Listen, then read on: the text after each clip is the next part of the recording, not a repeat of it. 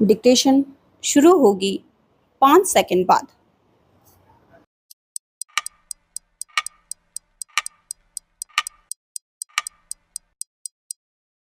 Start. जैसे आसार थे वैसा ही हुआ।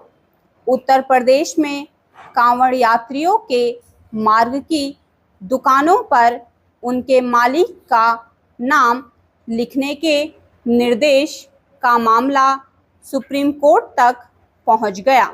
फिलहाल सुप्रीम कोर्ट ने इस निर्देश पर रोक लगा दी और चूंकि ऐसे ही निर्देश उत्तराखंड सरकार ने भी जारी किए थे और मध्य प्रदेश सरकार की ओर से भी जारी किए जाने की चर्चा हो रही थी, इसलिए उसने तीनों राज्य सरकारों को नोटिस जारी किए।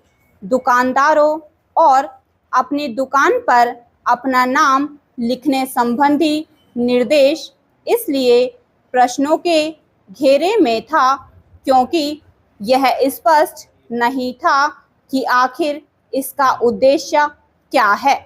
उत्तर प्रदेश में मुजफ्फरनगर प्रशासन की ओर से कांवड़ मार्ग के दुकानदारों को अपनी दुकानों पर अपना नाम लिखने का निर्देश जारी करते हुए यह कहा गया था कि ऐसा भ्रम को दूर करने के लिए किया जा रहा है, लेकिन यह स्पष्ट नहीं था कि आखिर किस तरह का भ्रम।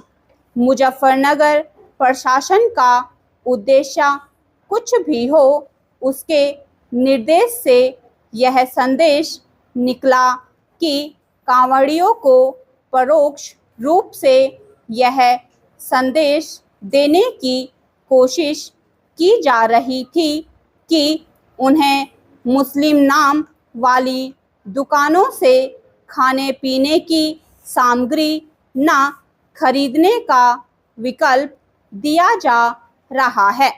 चूंकि अब सुप्रीम कोर्ट ने कहा है कि दुकानदारों को केवल यह बताना होगा कि वे किस तरह का भोजन परोस रहे हैं, इसलिए कांवड़ियों और अन्य लोगों को अपनी पसंद का भोजन खरीदने खाने की सुविधा और स्वतंत्रता होगी।